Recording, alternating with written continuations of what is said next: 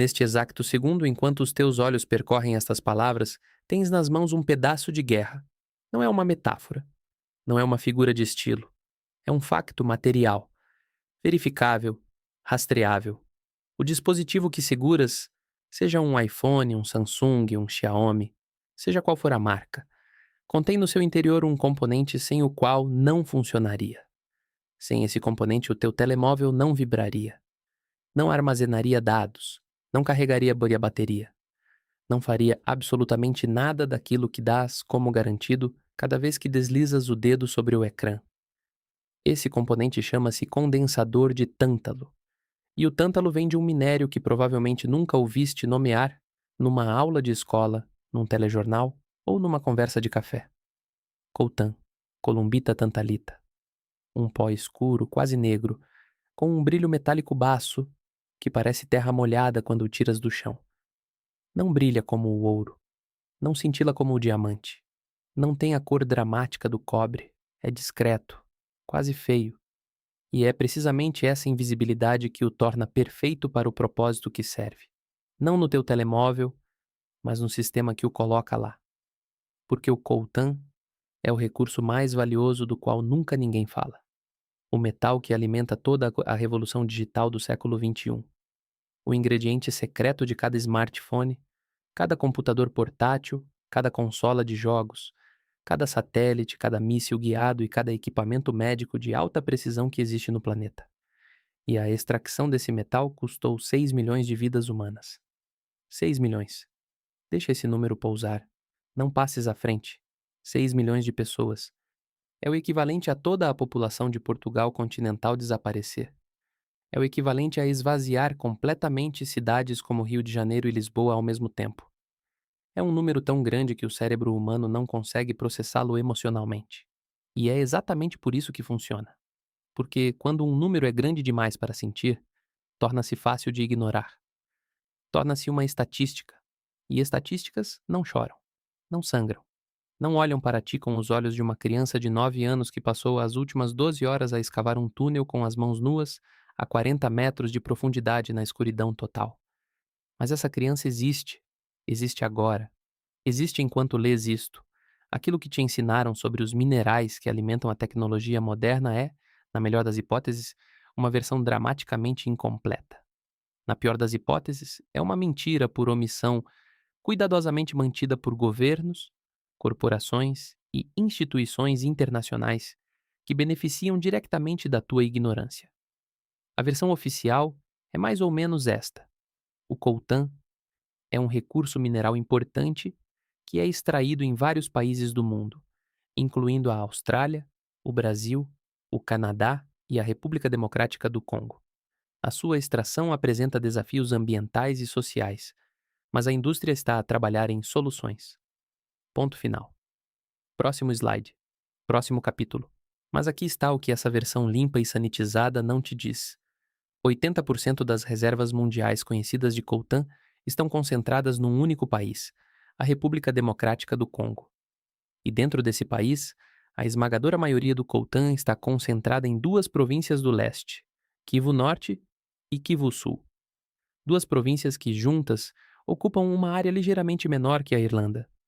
Duas províncias que, nos últimos 25 anos, se tornaram o epicentro do conflito armado mais letal desde a Segunda Guerra Mundial. Um conflito que matou mais pessoas do que as guerras do Iraque, do Afeganistão, da Síria, da Líbia e do Iêmen combinadas. Um conflito que deslocou milhões, que destruiu comunidades inteiras, que transformou a violação sexual em arma de guerra sistemática e que continua, neste momento, hoje, agora, a matar pessoas todos os dias.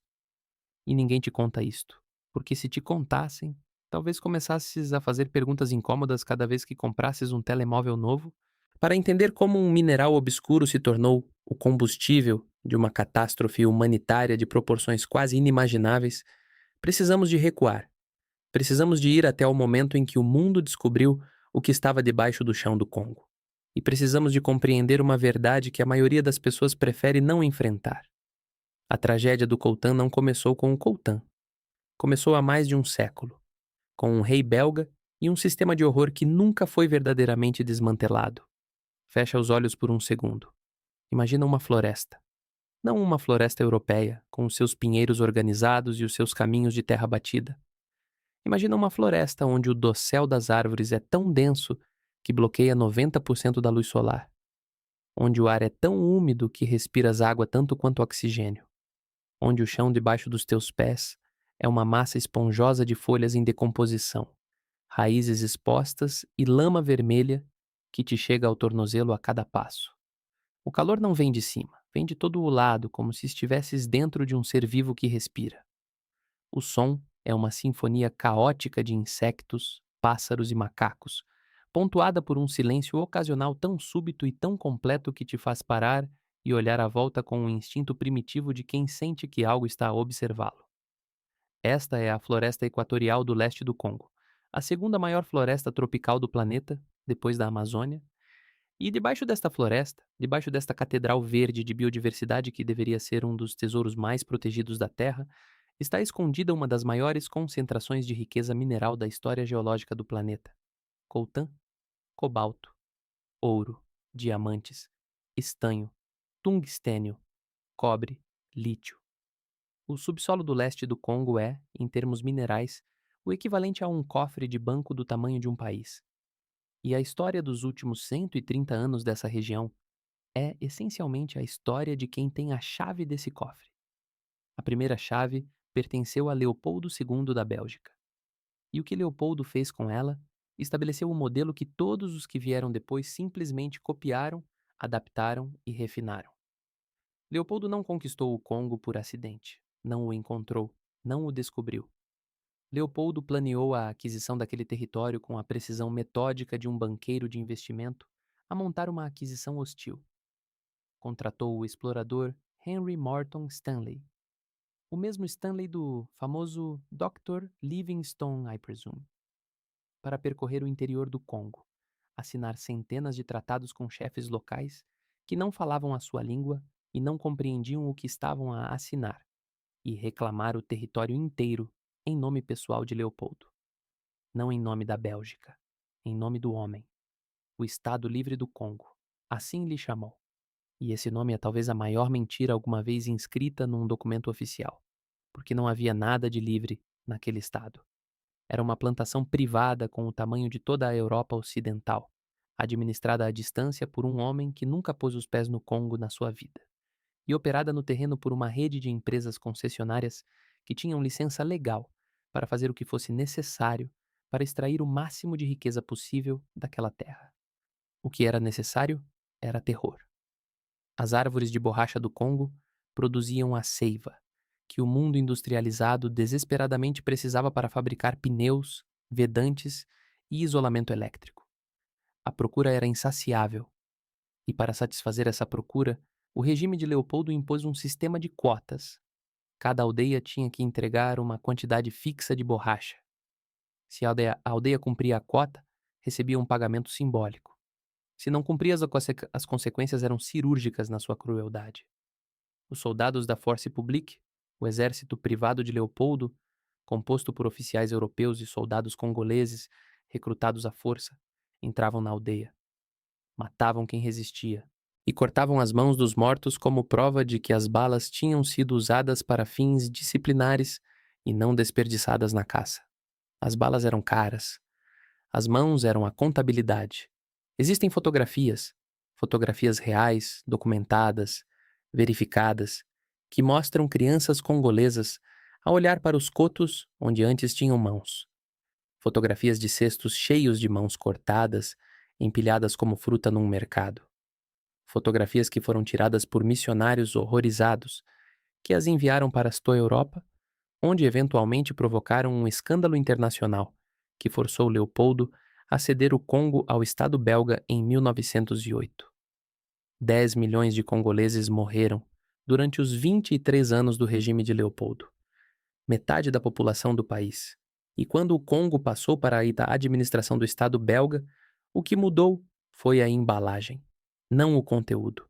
As empresas concessionárias continuaram, a extração continuou, o trabalho forçado continuou, embora com um novo nome e um novo enquadramento legal. As mesmas famílias industriais belgas que tinham lucrado com o regime de Leopoldo continuaram a lucrar com o Congo belga. E entre essas famílias e essas empresas, uma merece atenção especial: a Union Minière du Haut-Katanga. Grava esse nome, porque essa empresa e as famílias que a controlavam é o fio condutor que liga o terror da borracha de Leopoldo ao coltão do teu telemóvel. É o elo que atravessa todo o século XX. É a prova viva de que o sistema nunca parou, apenas mudou de produto. A Union Minière foi fundada em 1906, 2 anos antes de Leopoldo ceder formalmente o Congo, e a sua criação não foi um acidente, foi um acto de preservação. Leopoldo sabia que ia perder o controle político do Congo. Então fez o que qualquer estratega racional faria. Separou o controle político do controle econômico. Cedeu a política ao Estado belga. Mas canalizou o controle econômico para uma empresa privada que continuaria a operar, independentemente de quem governasse o território. A Union Minière recebeu concessões sobre vastas áreas do Katanga, a região mais rica em minerais do Congo, e começou a extrair cobre, cobalto, urânio, estanho e, eventualmente, tudo o que o subsolo continha. E aqui está um facto que vai alterar a forma como olhas para a história do século XX. O urânio que alimentou as bombas atômicas lançadas sobre Hiroshima e Nagasaki veio do Congo, das minas da Union Minière, da mina de Chinkolobwe, no Katanga. Os Estados Unidos compraram secretamente todo o estoque de urânio congolês durante a Segunda Guerra Mundial através de um acordo negociado diretamente com os administradores da Union Minière. O Projeto Manhattan, o programa científico mais secreto da história moderna, o programa que criou a arma mais destrutiva alguma vez concebida pelo ser humano, dependeu de um mineral extraído por trabalhadores congoleses que não tinham a mais remota ideia do que estavam a desenterrar. O cogumelo atômico que se ergueu sobre Hiroshima a 6 de agosto de 1945 começou no subsolo do Congo. E os trabalhadores que extraíram esse urânio nunca receberam equipamento de proteção. Nunca foram informados sobre os riscos da radiação. Muitos morreram de cancro décadas depois, sem nunca saber por quê. As suas famílias nunca receberam uma compensação. Os seus nomes nunca apareceram em nenhum livro de história sobre a bomba atômica. O Congo deu ao mundo a arma que encerrou a Segunda Guerra Mundial. E o mundo retribuiu com silêncio.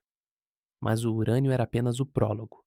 Porque o que aconteceu ao Congo depois da independência, o que aconteceu quando o coltan se tornou o mineral mais cobiçado da era digital, faz o reinado de Leopoldo parecer, por comparação grotesca, quase artesanal na sua crueldade. E para compreender essa transformação, precisamos de falar sobre um momento muito preciso, um momento que alterou o destino de todo um continente e que tem uma ligação direta, literal, documentada, com o dispositivo que seguras na mão. Esse momento aconteceu em 1996 e começou com um genocídio. Em abril de 1994, em exatamente 100 dias, entre 800 mil e 1 milhão de pessoas foram assassinadas no Ruanda. Não por bombas, não por mísseis, por katanas, machetes, paus com pregos e facas de cozinha. O genocídio ruandês foi executado à mão, casa por casa, rua por rua, colina por colina, com uma eficiência industrial que utilizava a tecnologia do século XII. Os Hutus mataram os Tutsis, vizinhos mataram vizinhos, professores mataram alunos, padres mataram paroquianos. E o mundo assistiu, literalmente assistiu. As câmaras de televisão filmaram, os jornalistas reportaram. As Nações Unidas tinham tropas no terreno. E ninguém fez nada. Ninguém. A França forneceu armas ao governo Hutu até as últimas semanas do genocídio. Os Estados Unidos recusaram-se deliberadamente a usar a palavra genocídio nos seus comunicados oficiais, porque nos termos da Convenção de Genebra, essa palavra teria obrigado a uma intervenção militar. A Bélgica retirou os seus soldados depois de 10 capacetes azuis belgas serem assassinados, abandonando centenas de Tutsis que se tinham refugiado numa escola sob proteção da ONU. Esses Tutsis foram massacrados horas depois da partida dos belgas. Mas o genocídio ruandês não é o assunto deste vídeo, é o gatilho. É a primeira peça de dominó numa cadeia de acontecimentos que transformou o leste do Congo no inferno sobre a terra e que ligou para sempre o sangue de milhões de pessoas ao coltan que alimenta a tua vida digital. Eis o que aconteceu a seguir. Quando o genocídio acabou, quando a Frente Patriótica Ruandesa, liderada por Paul Kagame, um Tutsi que tinha crescido como refugiado no Uganda, tomou o controle do Ruanda. Os perpetradores do genocídio fugiram. Não dezenas, não centenas. Mais de 1 milhão de Hutus atravessaram a fronteira para o leste do Congo, então chamado Zaire, governado pelo cada vez mais debilitado Mobutu Sese Seko. Entre esses refugiados estavam dezenas de milhares de genocidaires. Os milicianos Interahamwe e ex-soldados das Forças Armadas ruandesas que tinham executado o genocídio. Levaram as suas armas, levaram a sua organização e levaram a sua intenção declarada de reagrupar, rearmar e regressar ao Ruanda para terminar o que tinham começado.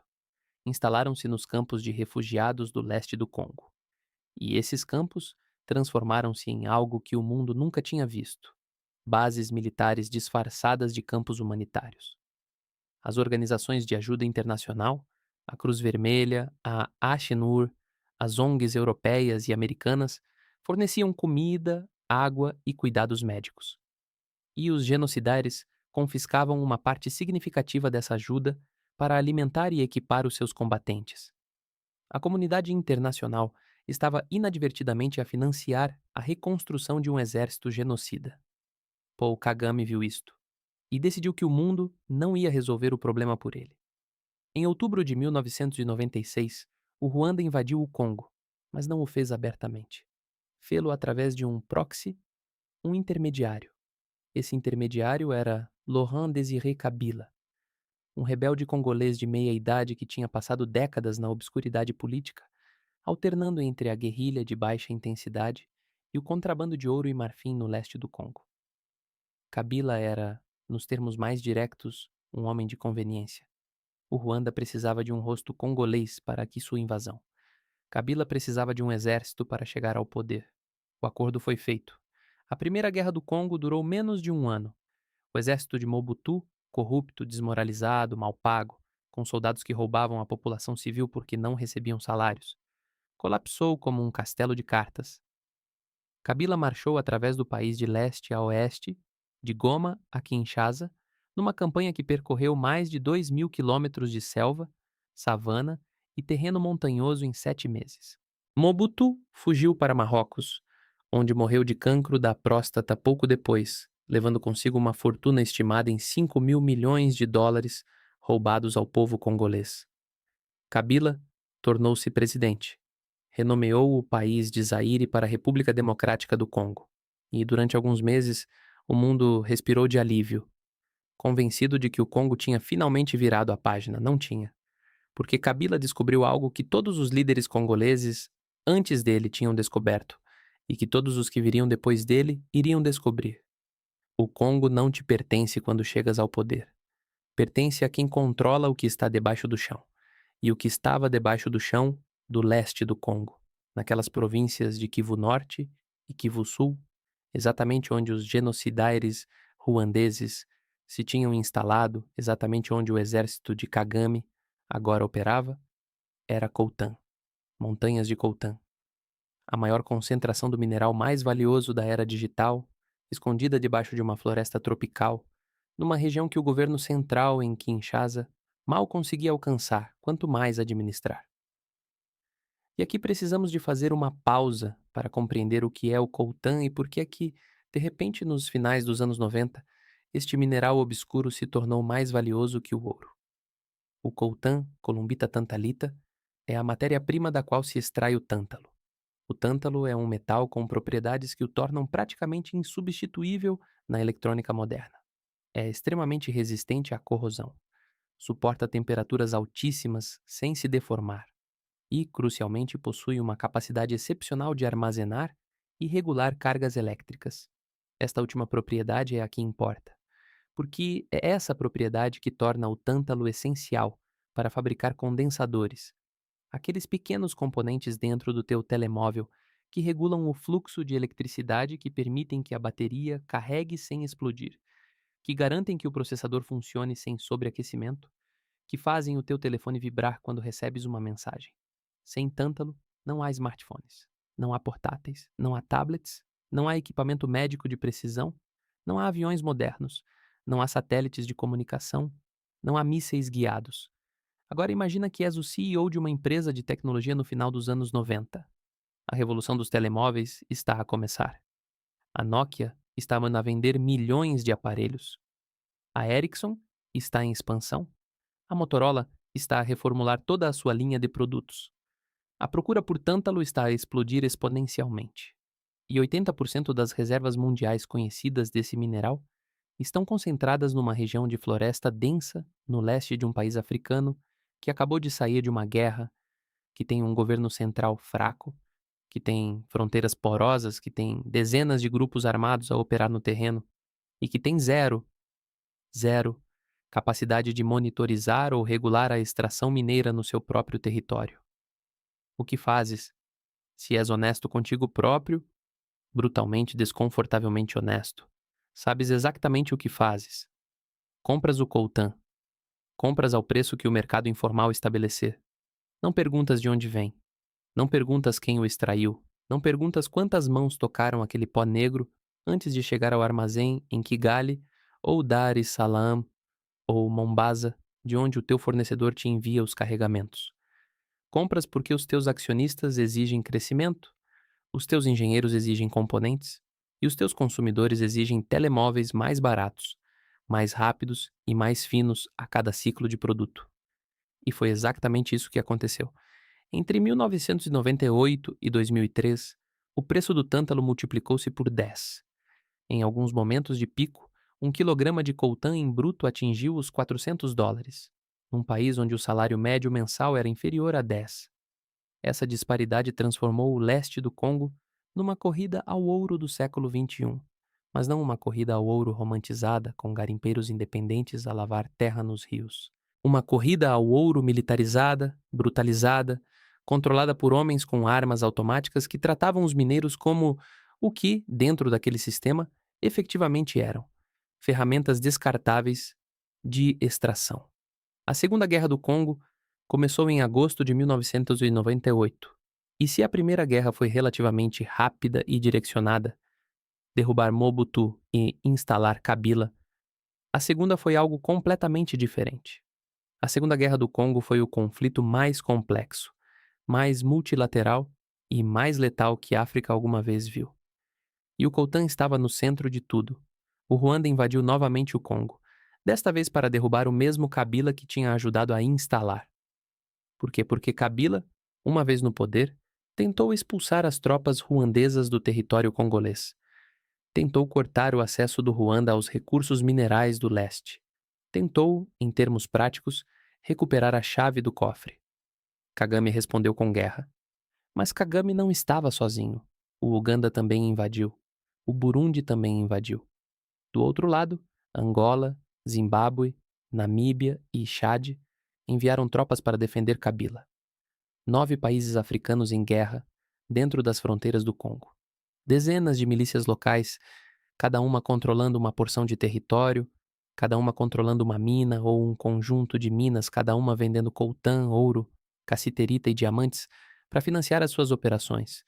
9 exércitos nacionais, pelo menos 25 grupos armados não estatais, mais de 60 empresas internacionais identificadas em relatórios da ONU, como compradoras diretas ou indiretas de minerais do conflito congolês.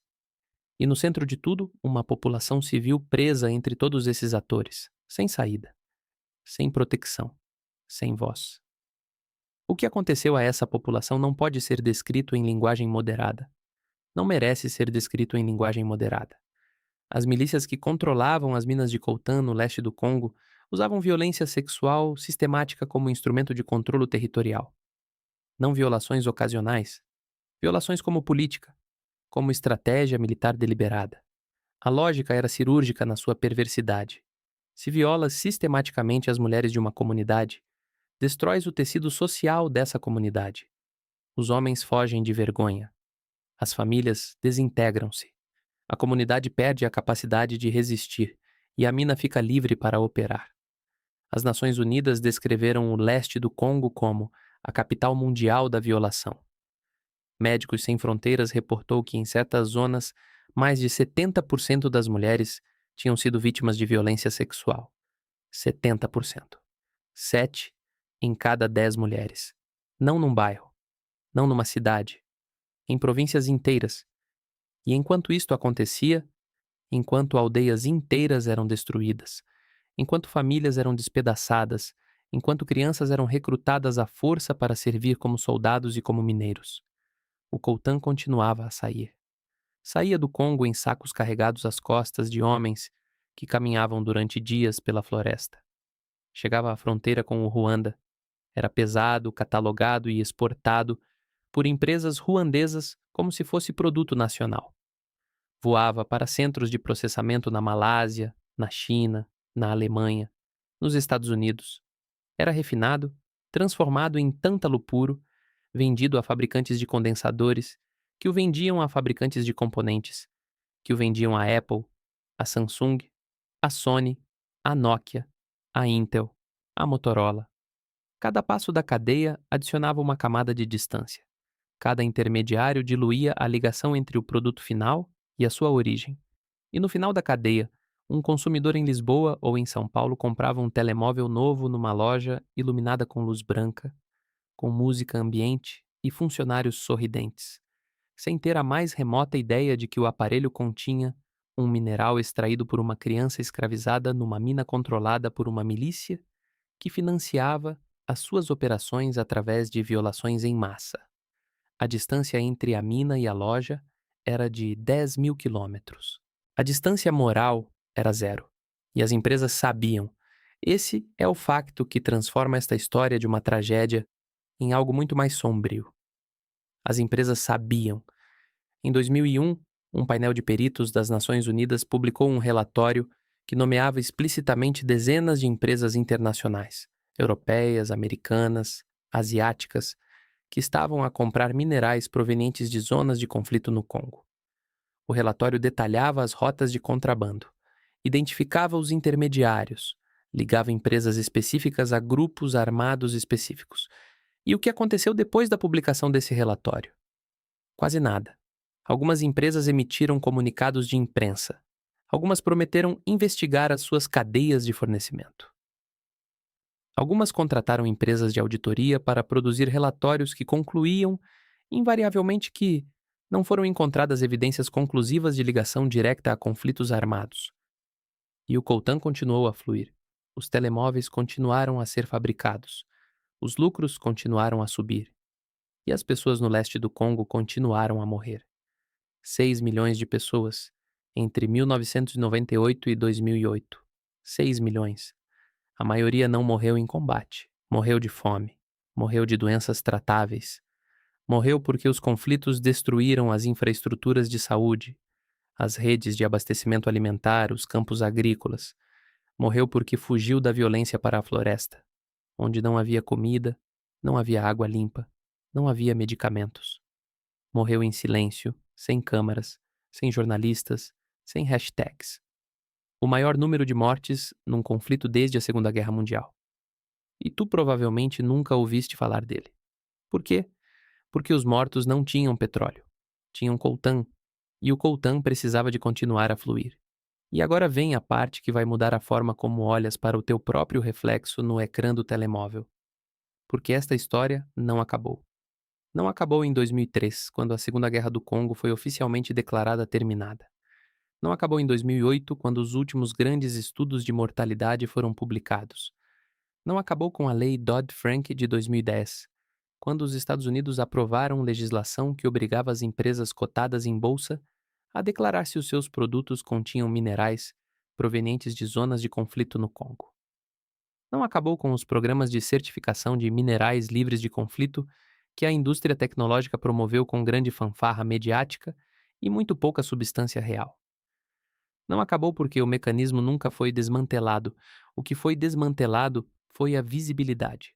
O que foi desmantelado foi a ligação direta e óbvia entre a milícia com a Kalashnikov e a empresa com o logótipo brilhante. Essa ligação tornou-se mais sofisticada, mais indireta, mais difícil de rastrear. Mas não desapareceu. transformou-se. Hoje, em 2024, o leste do Congo continua a ser uma zona de guerra ativa.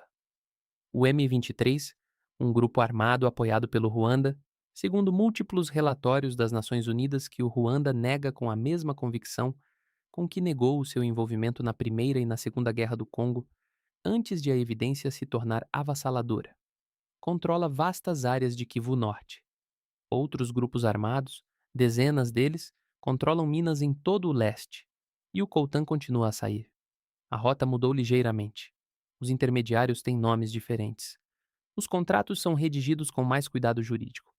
Mas a estrutura fundamental, extração por trabalho forçado ou semi-forçado, controlo por grupos armados, exportação por canais que lavam a origem do mineral, processamento em países terceiros, incorporação em produtos de consumo final, venda a consumidores que não sabem e não perguntam, essa estrutura está intacta.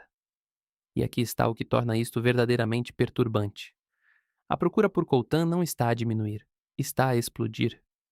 A transição energética, aquela que todos celebramos como a solução para as alterações climáticas, depende massivamente de minerais como o coltan, o cobalto, o lítio e o cobre.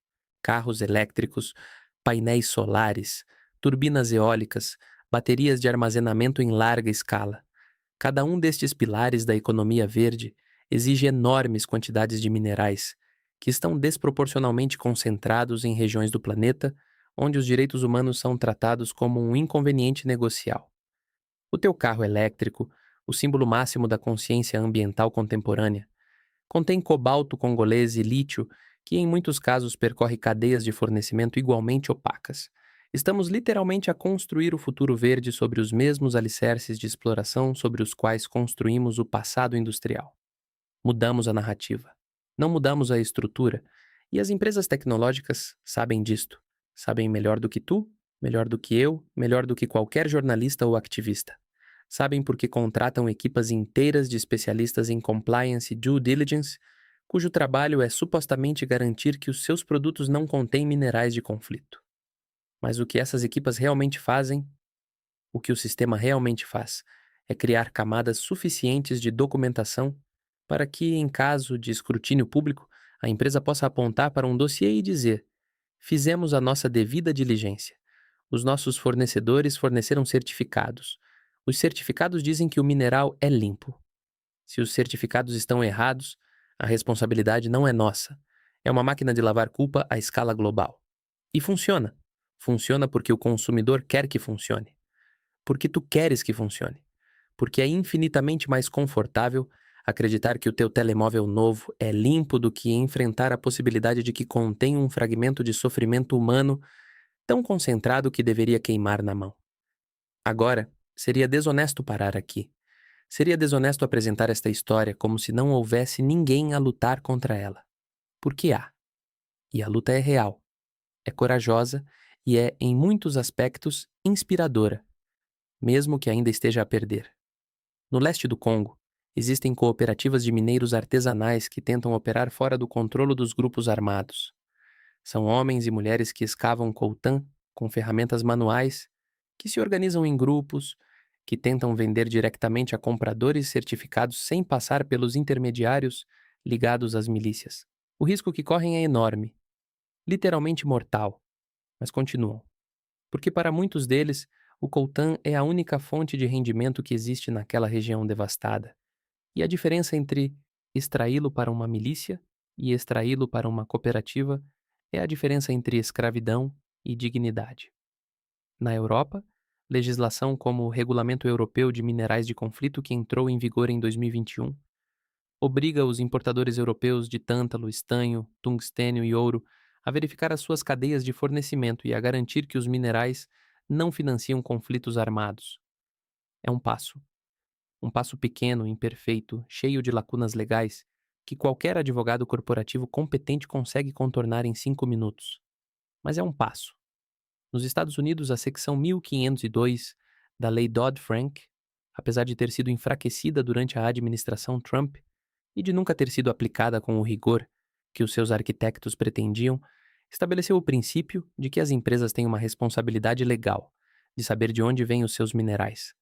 Esse princípio, por mais diluído que esteja na prática, existe. E a sua existência significa que o argumento de não sabíamos deixou de ser juridicamente viável. Na própria República Democrática do Congo, uma nova geração de ativistas, jornalistas e engenheiros está a usar tecnologia. A mesma tecnologia que depende do coltan que eles denunciam, para mapear minas, rastrear cadeias de fornecimento e publicar informações que antes eram impossíveis de obter. Projetos de rastreamento por blockchain tentam criar registros imutáveis da origem de cada carregamento de mineral. Aplicações de telemóvel permitem que mineiros artesanais reportem condições de trabalho e presença de grupos armados em tempo real. Jornalistas congoleses arriscam a vida para filmar dentro de minas controladas por milícias e publicar as imagens online, onde são vistas por milhões de pessoas que pela primeira vez podem ver com os seus próprios olhos o que está no início da cadeia que termina no seu bolso. Isto não é suficiente. Ainda não. O sistema é demasiado grande, demasiado lucrativo, demasiado protegido por demasiados interesses poderosos para ser desmantelado por cooperativas locais, regulamentos europeus com lacunas e aplicações de blockchain. Mas o que estes esforços fazem é algo que o sistema não consegue tolerar a longo prazo. Tornam-no visível, e a visibilidade é o ácido que corrói as estruturas construídas na sombra. Cada fotografia de uma criança numa mina de coltan que se torna viral nas redes sociais é um custo reputacional para as empresas que compram esse coltan. Cada relatório da ONU que nomeia intermediários e empresas é um risco jurídico que não existia há 20 anos.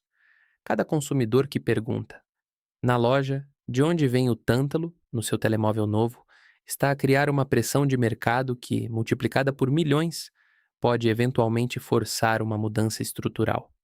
Eventualmente. Essa é a palavra operativa. Eventualmente. Porque o que a história do coltan nos ensina, o que toda esta história do Congo nos ensina, desde Leopoldo até Kagame, desde a borracha até ao tântalo, desde as mãos cortadas até as minas artesanais, é que os sistemas de extração nunca caem por bondade. Nunca caem porque os que lucram com eles têm um despertar de consciência. Nunca caem porque um relatório é publicado, uma lei é aprovada ou um discurso é feito. Os sistemas de extração caem quando o custo de mantê-los excede o lucro que geram. E esse custo tem 3 componentes: custo reputacional, custo jurídico e custo político. Cada vez que partilhas esta informação, aumentas o custo reputacional. Cada vez que exiges transparência, aumentas o custo jurídico. Cada vez que votas em representantes que legislam sobre cadeias de fornecimento, aumentas o custo político. Tu não és impotente nessa história. Essa é a mentira final que o sistema precisa que acredites, que és demasiado pequeno, demasiado distante, demasiado insignificante para fazer diferença. Que o Congo é longe, que o coltan é complicado, que a cadeia de fornecimento é demasiado opaca para compreender. Essa narrativa de impotência não é acidental, é desenhada. É a última camada de proteção do sistema, mais eficaz do que qualquer exército de milicianos ou qualquer equipa de advogados corporativos. Porque um consumidor que se sente impotente é um consumidor que não pergunta. E um consumidor que não pergunta é um consumidor perfeito. Mas agora sabes. Sabes que o teu telemóvel contém tântalo. Sabes que o tântalo vem do coltan. Sabes que 80% do coltan vem do Congo. Sabes que a extração desse coltan financiou e continua a financiar conflitos armados que mataram 6 milhões de pessoas. Sabes que as empresas que fabricam o teu telemóvel sabem tudo isto e escolhem, ativamente, todos os dias, manter um sistema que privilegia o lucro sobre a vida humana. E sabes uma coisa a mais. Uma coisa que talvez seja a mais importante de todas. Sabes que daqui a 2 anos, talvez 3, vais olhar para o teu telemóvel e sentir que está velho, lento, desactualizado. Vais ver anúncios de modelos novos com câmeras melhores e ecrãs maiores e processadores mais rápidos. Vais sentir aquela comichão familiar de querer o novo, o melhor, o próximo. E nesse momento, nesse exato momento, vais ter uma escolha que Leopoldo nunca te deu, que Mobutu nunca te deu, que nenhuma milícia no leste do Congo te pode tirar. A escolha de perguntar de onde veio, de perguntar quem o extraiu, de perguntar quanto custou, não em euros, não em dólares, mas em vidas. Há 130 anos, um rei belga olhou para o mapa do Congo e viu uma oportunidade. Há 25 anos, uma indústria tecnológica inteira olhou para o mesmo mapa e viu exatamente a mesma coisa. E durante 130 anos, o preço dessa oportunidade foi pago pelas mesmas pessoas. Pessoas que nunca tiveram voz na negociação. Pessoas cujos rostos nunca apareceram nos relatórios anuais. Pessoas cujos nomes nunca foram pronunciados nas salas de reunião onde os contratos foram assinados. O coltan é invisível. Está escondido dentro do teu telemóvel, selado debaixo de camadas de vidro e metal e plástico, inacessível ao olho e ao toque. Mas as pessoas que o extraíram não são invisíveis. São reais. Estão vivas. Estão neste momento enquanto lês a última palavra desta frase, debaixo da terra, no escuro, a escavar com as mãos o mineral que faz o teu mundo funcionar. E a única coisa mais pesada do que o coltan que carregam as costas é o silêncio de quem sabe e escolhe não dizer nada.